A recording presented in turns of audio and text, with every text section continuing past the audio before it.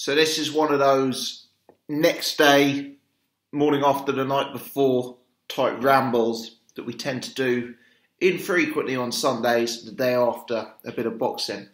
Now, I should warn you in advance, especially if you're someone who detests conversation about Eddie Hearn and Matchroom cards, that this video is largely going to focus on the Matchroom card that happened last night in Liverpool.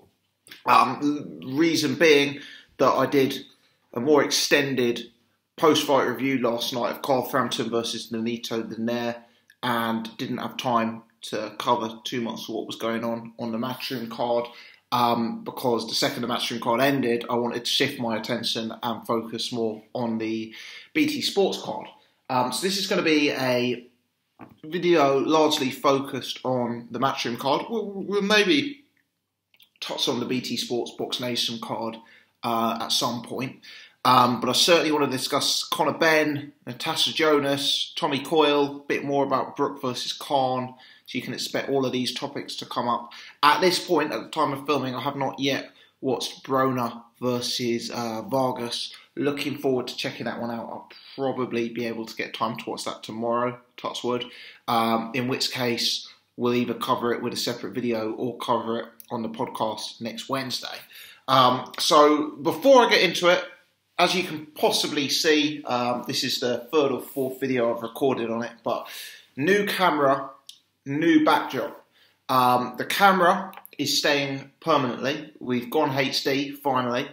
So I hope you guys enjoy that. You can probably make out some of my facial disfigurements in a lot more perfect detail than you would have done previously. The backdrop is a work in progress. Basically, without delving into the private life of the gossips too much, I've moved in with Mrs. Gossip. It's been quite a long time coming, but here we go. I still do have the wallpaper, but I'm not going to have it for too much longer. So we're starting with this as a little bit of a backdrop to begin with. The map behind, for those who are asking, yeah, I quite like it. Quite retro. It's a old school subway map of Manhattan, which, yeah, people seem to like a bit different. But maybe we'll get rid of it and change it with something boxy related. Maybe we'll keep it. You know, we'll have to see. Part of me is inclined to photograph the wallpaper, blow up the wallpaper into a massive HD printout and retain that as a backdrop, but you know, whether or not that would go down well with Mrs. G, I do not know. So yeah, the eagle-eyed amongst you would have already noticed the changes. Those are permanent changes, whether you like that or not, I'm afraid. So what can I say? Let's start by talking about Brook versus Khan. Now, I'm not going to talk too much about Conor Greco because video on that went up yesterday. So just in case you haven't checked out the stuff I did yesterday, 3 videos went up yesterday. We had a reaction to Conor Greco. Obviously, there wasn't too much to say in that video because the fight itself only lasted 30 seconds or so. So that's gone up. We had a reaction to Frampton Donaire, which was slightly more extended. We also had a 35-minute Patreon video extravaganza where we had another look back at a Mike Tyson fight. This time it was actually the 2 fights between Mike Tyson and Razor Ruddock. So if you're stuck for something to watch on a bored Sunday, please do take the time to check those out. Now, with the Khan fight, the second the fight ended, I pressed pause on the remote, I started to record, and I talked at you for 3 or 4 minutes. Because of that, I didn't actually see the Brook versus Khan interactions where Kell Brook got in the ring and there was a bit of an exchange between the two guys until after that video had been filmed and uploaded. Let me start by saying the public reaction to that exchange, based purely on comments that I've had on my videos and comments that I've seen online, the public reaction to that saga appeared to be that the people were sceptical that Amir Khan wanted to fight with Kell Brook. The idea that Amir Khan is chasing the fight with Kell Brook, which is what he referred to, for me, is frankly ludicrous. And you've got to question, I don't know whether Amir Khan's being delusional or if he's just trying to influence his fans. It's one of the two. But you've got to question that as a statement when he's saying that he's chasing Kell Brook and that he signed with Kell's promoter in order to make the fight with Kell Brook. Let's face it, Amir Khan has always been the A-side in Khan versus Brook. Brook has wanted that fight for years. It's the opportunity Kell Brook has wanted and needed to become a superstar boxer. And over the course of the years, Amir Khan could have had that fight on 5 separate occasions had he so desired it. Khan to say that he's chasing Brook and then just before Brook is given the microphone to literally seem to run out of the ring. I've never seen a boxer exit a ring so quickly as Amir Khan last night. Look, I'm not saying he's scared of Kell Brook. Khan has been in with Canelo, he's been in with Maidana. I'm not saying Khan is scared of Kell Brook. Don't get me wrong. But what I am saying is I have never been convinced that from a business perspective, from a fight perspective, Khan wants that fight. He says he's chasing Brook. He runs out of the ring before Brook can respond and before Brook can speak on the microphone. And as Brook is on the microphone, you can see on the Sky cameras Khan and his entourage literally running out of the arena. For me, a difficult image to tie in with Khan wanting to chase Kell Brook. Lots of talk last night about weight classes. The idea that Khan's a welterweight, Khan would want the fight at welterweight. Look, if I was Kell Brook, if the fight is legit available at welterweight, I'd make welterweight for one final time. I appreciate Kell Brook is not the fighter at 147 that he will be at 154. For what it's worth, he'd blown up again massively last night. Kell Brook looked very heavy to me last night. Facially, you could see that he put on a lot of fat, a lot of timber subsequent to that Sergey Rabchenko fight. Wouldn't surprise me whatsoever if Kell Brook was a light heavyweight last night, let alone a light middleweight. And clearly, as he continues into his 30s, as he's going to get a bit older, it's only going to be tougher and tougher and tougher for him to get down and make 147. But if there's one fight Kell Brook should make 147 for, it's that Amir Khan fight.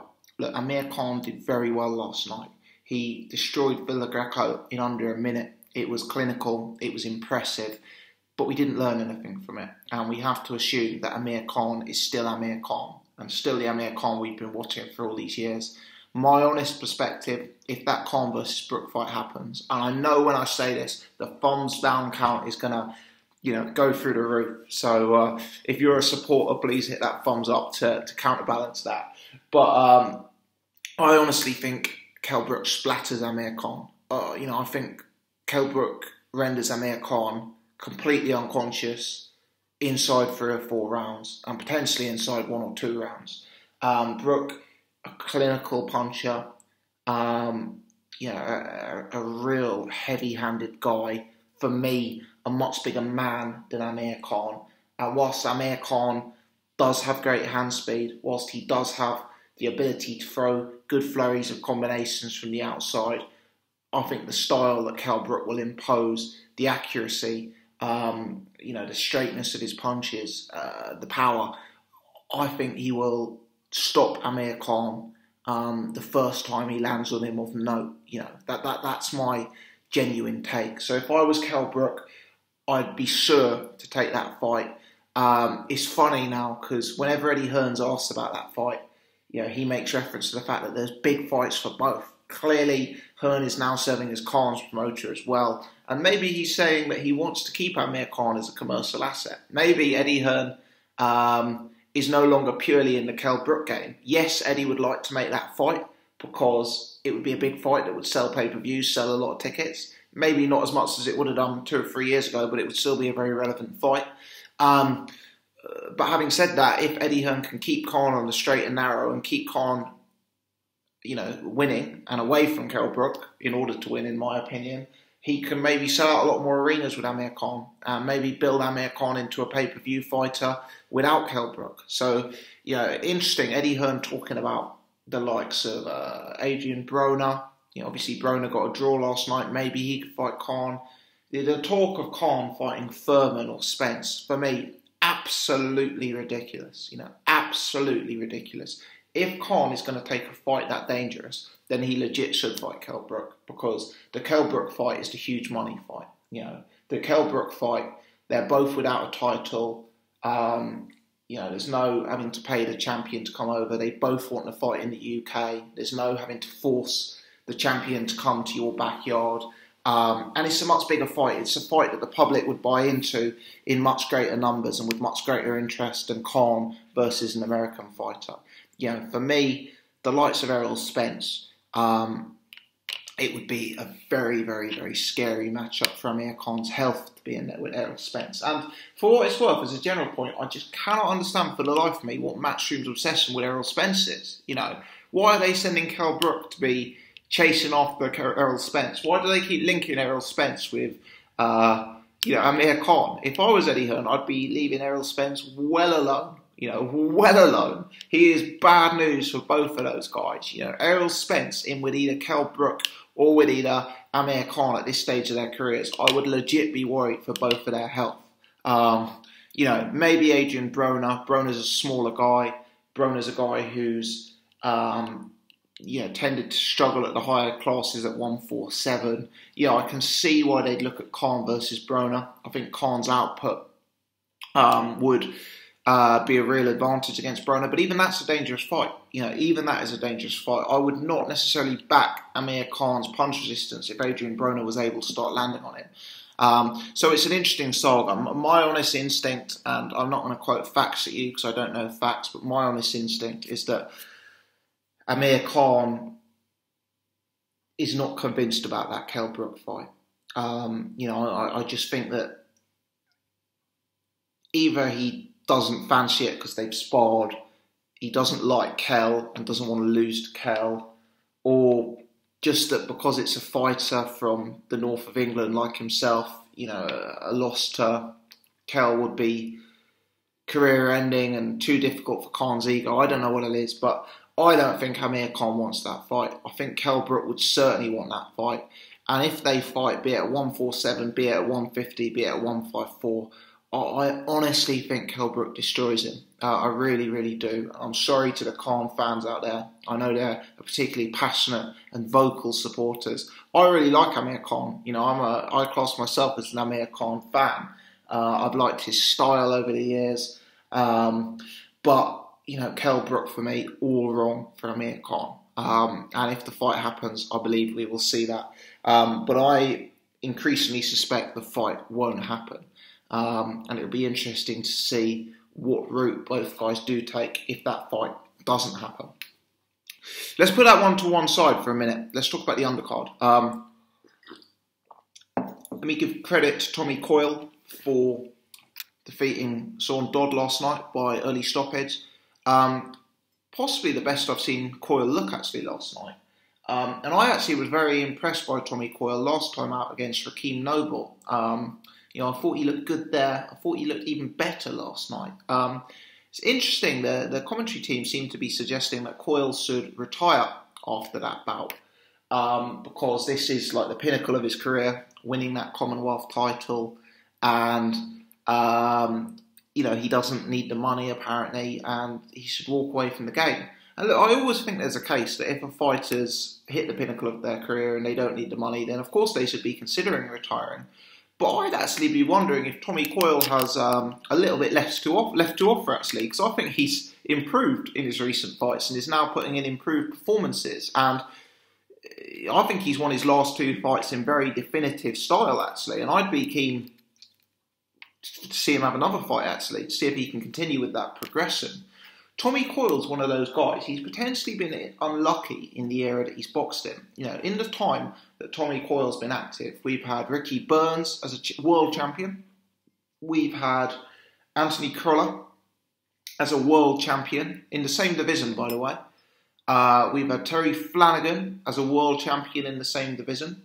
You've had Kevin Mitchell, who's a world-class fighter in the same division. You've had Luke Campbell, who's a world-class fighter in the same division. And then you've had other good names as well. I'm trying to think who else. Gavin Rees, Lewis Richon currently. My point is that Tommy Coyle, for me, is a fighter who if he were operating at a different division, could easily go down as the kind of fighter who'd be, a British champion who's won 5 defences and retained that Lonsdale belt, and maybe won a Commonwealth, and maybe had a challenge for a Euro title. For me, he's that level of fighter, but he's kind of been active at a time where we've had very, very good lightweights in Britain, probably operating well above the level I've just mentioned. But what I saw last night was a pressure fighter, a fighter who went to the body well, a fighter who had heavy hands above and beyond what his knockout ratio implied. I saw a fighter who was counter-punching and timing really, really well. And I saw a fighter who finished in good fashion when he needed to. I got a lot of time for Tommy Coyle after that fight last night. We know he's no world beater. He's no pound for pound star. But for me, I think a lot of credit deserves to go to him for that. And it may be that he matches up quite badly with the likes of a Lewis Richard or someone like that. And maybe given some of the fights he's had in his career, he should think twice before taking a fight of that nature. And maybe that's why the guys were suggesting that he could retire. But I do think there's 1 or 2 more fights in him. And as I said, I'm seeing improvements. I thought he boxed really, really nicely last night. And the combination of that pressure style that he put forth, combined with, for me, what was the best sort of counterpunching and timing I've seen from Tommy Coyle, makes me think that, he is a fighter who's at the peak of his powers, not necessarily on the way down.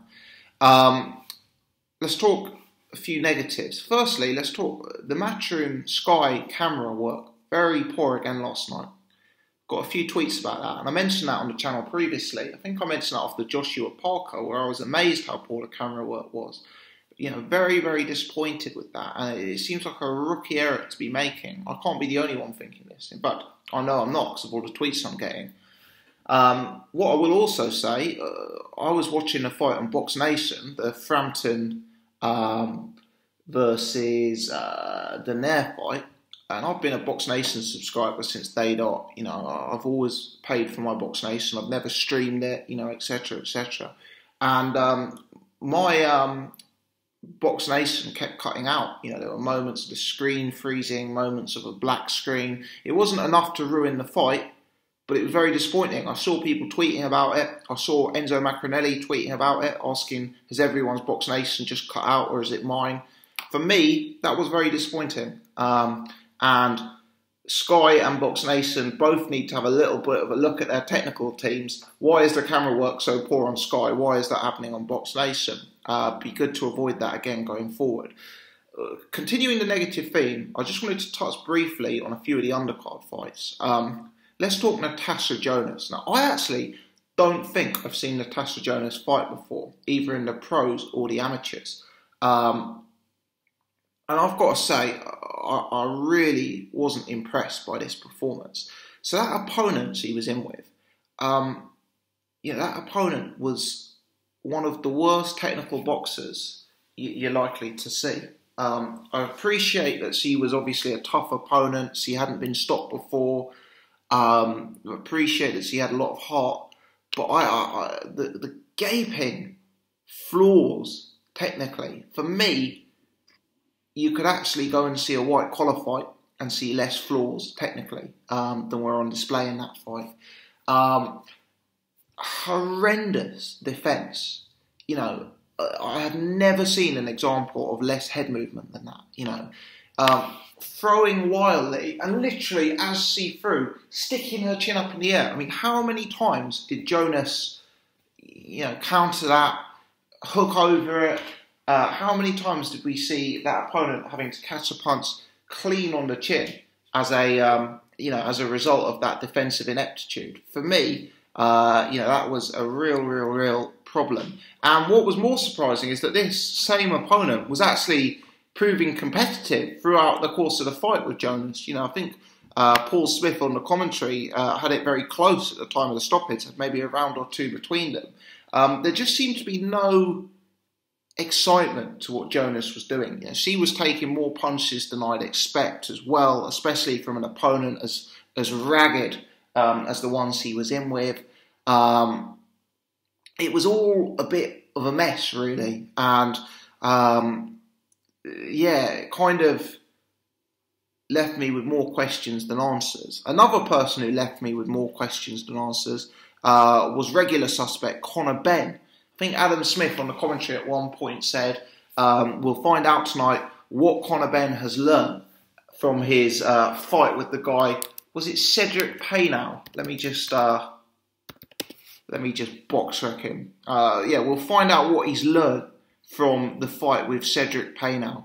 And the answer to what Conor Benn has learnt from that fight is apparently nothing. You know, he went in last night with the Trumanator, Chris Truman, who, to be fair, was a tough guy, took a lot of punches, kept coming. I think he took Conor Benn to the 4th round before getting stopped. But Conor Benn, again, totally abandoning technique, getting involved into a slugfest, no jab, no movement, no real attempt to sort of use boxing against his opponent, walking forward, trying to fight on the inside, getting involved into a war, taking big punches, sustaining a significant cut because of that against a journeyman level opponent. What has Conor Benn learned from that thing with Cedric Paynow? Well, based on last night's performance, he's earned absolutely nothing. Afterwards, they were talking to Tony Sims. Will you take the Paynow rematch? Now, let's not forget, this Cedric Paynow, he's not some world champion. He's 5-5 with 3 draws, right? I know a record doesn't tell you everything. I know fighters can be overlooked for their records, but, it gives you an indication here. We're talking about a guy who's been in the ring 13 times and lost 5. And Tony Sims said, maybe not Cedric Paynow for the next fight, maybe the one after. So, what's Conor Benn now? I was surprised how many fights Conor Benn had actually had.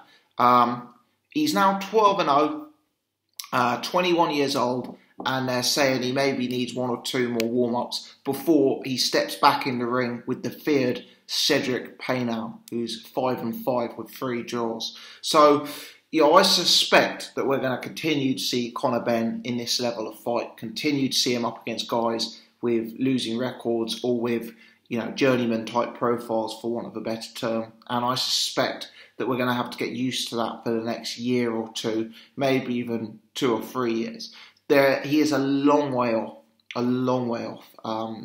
operating at British title level. I mean, why the guy is persisting with campaigning at welterweight is beyond me. Appreciate he looked bigger than the guy he was in against last night, but he is tiny for a welterweight. Who's the British welterweight champion? Is it Bradley Skeet?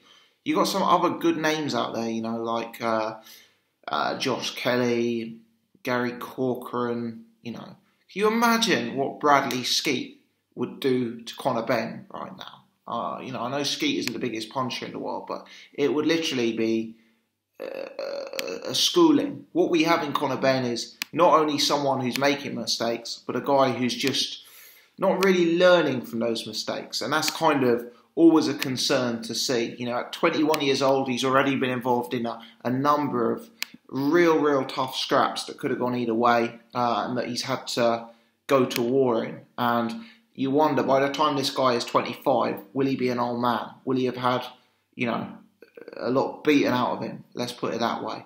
Zolani Tete on the Box Nation side, I'll be honest, I didn't watch the full fight. The reason being was because I was watching the Khan fight, and I obviously did an instant post-fight reaction to the Khan fight after that matchup. So I didn't watch the full Zolani Tete match. I saw a few clips of it. It looked like a very, very boring fight. I know the consensus on Twitter is that it seems to be one of the worst fights in boxing history.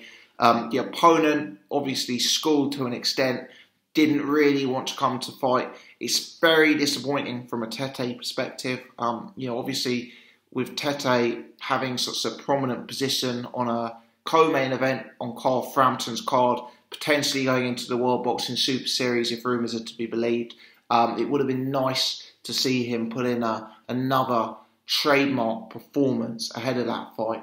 I'm a huge Zolani Tete fan. Regular viewers will know that I rate him very highly. I'll be very interested to bet on him to win that World Boxing Super Series. I think he's very, very good. and when the markets become available for that, I'll be first in the queue. But last night, obviously, wasn't an ideal performance or an ideal opponent. Maybe Tete's owed one of those. We saw him with that devastating early knockout. We saw him with the Paul Butler fight. We've seen him in other 1 or 2 fights where he's been exemplary. It's just one of those things, I guess. Sometimes the styles don't gel, and maybe this was one of those occasions. So I guess we'll just have to forget about it and put that one to the back of our minds. Yeah, other than that, I think those are my next day thoughts. My thoughts on the Frampton-Donaire, Frampton-Selby fight haven't really changed since I recorded the video on that fight last night. Haven't got anything massive to add, so I won't go back over that one in this video. What else can I tell you guys to look out for? So today's Sunday. If I get the time, Monday, we'll talk about the Boxing Gossip Hall of Fame, which is the new feature that I'm wanting to start. We're going to have inductee number 1 with a big accompanying video inducted to that to talk about their career. Ideally, that'll be up Monday. Maybe we'll have a look at a video on Brona Vargas if I get the time, but that's 50-50. Got a podcast on Wednesday. Looking forward to that as ever. Quiet week of boxing next weekend. But the one after that, obviously, you've got Hay versus Bellew. So maybe we'll start to look ahead to that one on the channel. Maybe get 1 or 2 videos up about that one. When I say it's a quiet week of boxing next weekend, just trying to remember who's on. I've got a feeling there's a good card on in the US. It's the Daniel Jacobs Selecki card and Jarrell Miller the par. So maybe I'll watch that on Sunday morning. I certainly won't be staying up to watch it late on Saturday night. Maybe we'll watch that Sunday morning and then cover it. Anyway, 27 minutes, more than enough for me today. I'll say it over and out. Thanks for tuning in. Thanks for sticking with me if you stuck with me at this point. As ever, leave your comments in the section below. Please hit the thumbs up. Please subscribe if you haven't already done so. Thanks for tuning in.